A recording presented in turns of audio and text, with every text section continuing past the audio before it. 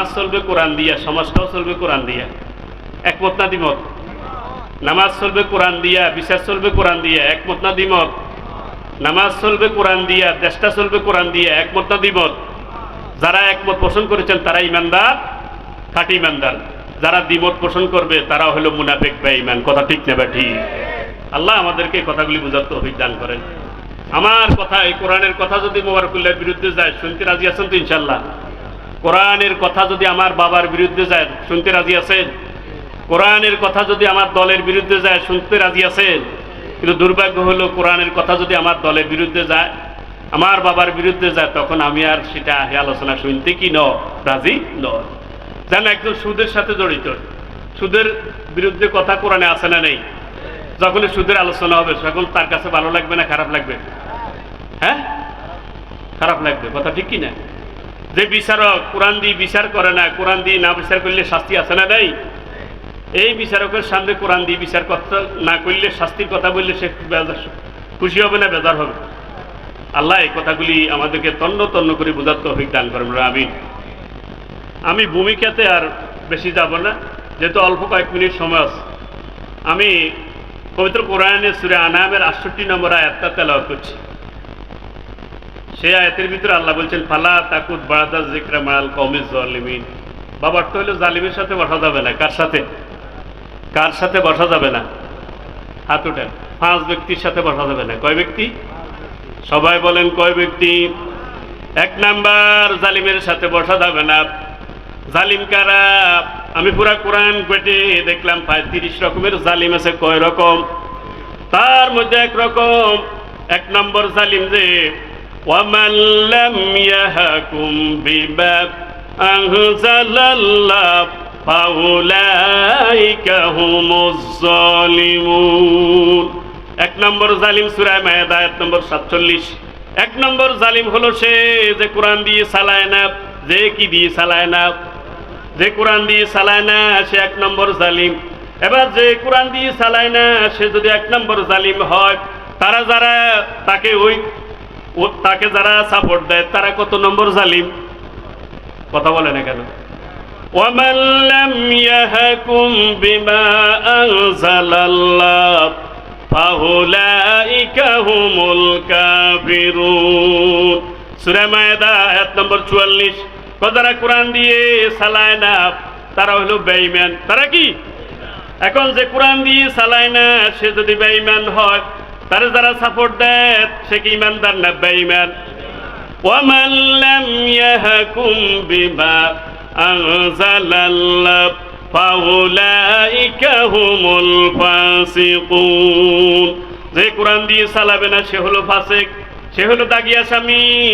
সে যদি দাগী আসামি হয়, তারা যারা সাপোর্ট দেয় সেও কি?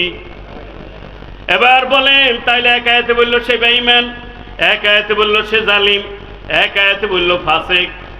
আর সূরা নিসা আয়াত নম্বর 61, সে আয়াতের ভিতরে বলা হয়েছে যদি কোরআন দিয়ে যদি না চালায় তাহলে সে হলো মুনাফিক।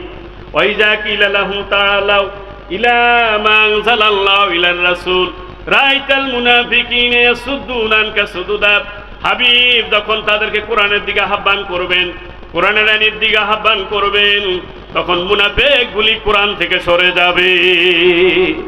আছে না নাই? তাইলে বুঝতে হবে কোরআন দিয়ে যারা চালায় না তারা ইমানদার না বেঈমান? হয়তো ইমানদার না বেঈমান, অথবা সে জালিম, অথবা সে ফাসিক, অথবা সে মুনাফিক। 4টার যে কোনো একটা আছে নাকি নেই? আল্লাহ আমাদেরকে নিরেট মুসলমান হিসেবে কবুল করেন। আমিন বলেন। এবার বলেন কোরআন দিয়ে শুধু আপনি নিজে চলবেন না সমাজটাকেও চালানো লাগবে? কোরআন দিয়ে শুধু আপনি নিজে চলবেন, আপনার ব্যবসাটাও কোরআন দিয়ে চালানো লাগবে কিনা? কোরআন দিয়ে শুধু আপনি নিজে চলবেন, বিচারটাও কোরআন দিয়ে বিচার করা লাগবে কিনা? কোরআন দিয়ে শুধু আপনি নিজে চলবেন, ব্যাংকটাও কি কোরআন দিয়ে চালানো লাগবে কিনা? কোরআন দিয়ে শুধু আপনি চলবেন, পার্লামেন্টটাও কোরআন দিয়ে চালানো লাগবে কি লাগবে না? আল্লাযীনা ইন মাক্কান্নাহুম ফিল আরদি আকামুস সালাত ওয়া আতুজ যাকাত আমারু বিল মারুফ ওয়া নাহাউ আনিল মুনকার। সূরা হজ আয়াত নম্বর 41। রাষ্ট্রের দায়িত্ব আমি যাদেরকে দিই তাদের প্রধান দায়িত্ব হলো 4টা। কয়টা? 1 নম্বর হলো তারা আকামুস সালাত, তারা নামাজ কায়েম করবে। 2 নম্বর ওয়াতুজ যাকাত, তারা যাকাত আদায় করবে। 3 নম্বর তারা 12 কাজের কর্মসূচি চালু করবে। 4 নম্বর তারা মন্দ কাজের কর্মসূচিগুলি বন্ধ করে দেবে। 1 নম্বর হইল সে নামাজ কায়েম করবে, তার মানে নামাজ সে নিজেও পড়বে, যারা পড়তে চায় না তাদেরকে শাস্তি দিয়ে হলো পড়াবে, ঠিক না বা ঠিক? এবার বলেন এই কাজটা কি স্বাধীনতা 54 বছরও কেউ করেছে নাকি? কথা বলে না কেন? এরপরে ওয়াতুজ যাকাত, যাকাত নিজে আদায় করবে, অন্যের থেকে যাকাতটা আদায় করে সুষম বন্টন করবে। এই কাজটা কি স্বাধীনতা 54 বছর পরে কেউ করছে নাকি? তাইলে যারা এই কাজটা করলো না, ইহাদের উপর আমল করলো না, এবার বলেন সে যত বড় গভর্নমেন্ট হোক, সে কি শাস্তির মুখোমুখি হওয়া লাগবে কিনা? সে কি আল্লাহর আদালতে দাঁড়ানো লাগবে কিনা? শুধু সে দাঁড়াবে নাকি তারে যারা সাপোর্ট দিছে তারাও দাঁড়াবে? তাহলে আগামীতে খেয়াল রাখতে হবে, যারা এই 4টা দায়িত্ব পালন করবে তাদেরকে একমাত্র সাপোর্ট দেওয়া লাগবে। কথা ঠিক না বা ঠিক? যারা এই 4টা কাজ করবে না তাদেরকে সাপোর্ট দেওয়া যাবে? এটা কি আমার কথা না আল্লাহর কথা? এটা মোল্লার কথা না আল্লাহর কথা? আল্লাহ আমাদেরকে কথাগুলি হৃদয় দিয়ে বুঝার তৌফিক দান করুক। 5 ব্যক্তির সাথে বসা যাবে না। কয় ব্যক্তি?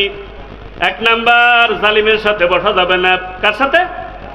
মান মাসা মারা জালিমিন, বাইহাকি শরীফের হাদিস, মান মাসা মারা জালিমিন লিকাউয়াহু, কেউ যদি জালিমের শক্তি বৃদ্ধি করার জন্য তার সাথে উঠা বসা করে চলে, ফাকাত খারাজা মিল্লাতিল মুসলিমিন, মুসলমান থেকে তার নামটা কাটা যায়।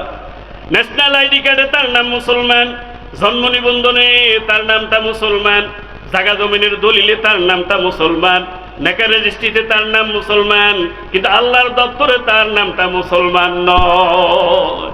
তাহলে কোন আলিম নামের যদি জালিম, যদি কোন জালিমদের সাপোর্ট দেয় যে কোরআন দিয়ে চালাবে না, চালায় না, চালাবে না, তার দ্বারা সে কি আলিম না জালিম? তাইলে সব আলিমের পিছনে হাঁটা যাবে না। আলিমের ভিতরেও জালিম আছে না নাই? আল্লাহ বুঝার তৌফিক দাও। তাহলে 1 নম্বর জালিমের সাথে বসা যাবে না। কার সাথে? কার সাথে? 2 নম্বর যারা কোরআনের আয়াত নিয়ে ঠাট্টা করে, বিদ্রুপ করে, এরকম আছে না নাই? ইজা সামি'তুম আয়াতিল্লাহি ইউকফারু বিহা ওয়া ইস্তাহজাউ বিহা ফালা তাকুদু মাআহুম, আছে না নাই? সূরা নিসার 141 এবং 142 নম্বর আয়াত, 140 এবং 141 নম্বর আয়াত, যারা কোরআনকে নিয়ে ঠাট্টা করে, বিদ্রুপ করে, কোরআনের আইনকে নিয়ে ঠাট্টা করে, বিদ্রুপ করে, তাদের সাথে বসা যাবে। কোরআন বহু যুগের পুরানা, এই যুগে তা চলে না, এমন স্লোগান আছে না নাই? কথা বলে না কেন? কোরআন বহু যুগের পুরানা, ডিজিটাল যুগে চলে না। কোরআন বহু যুগের পুরানা, আঙ্গ যুগে চলে না, এরকম কথা কয় কি কয় না?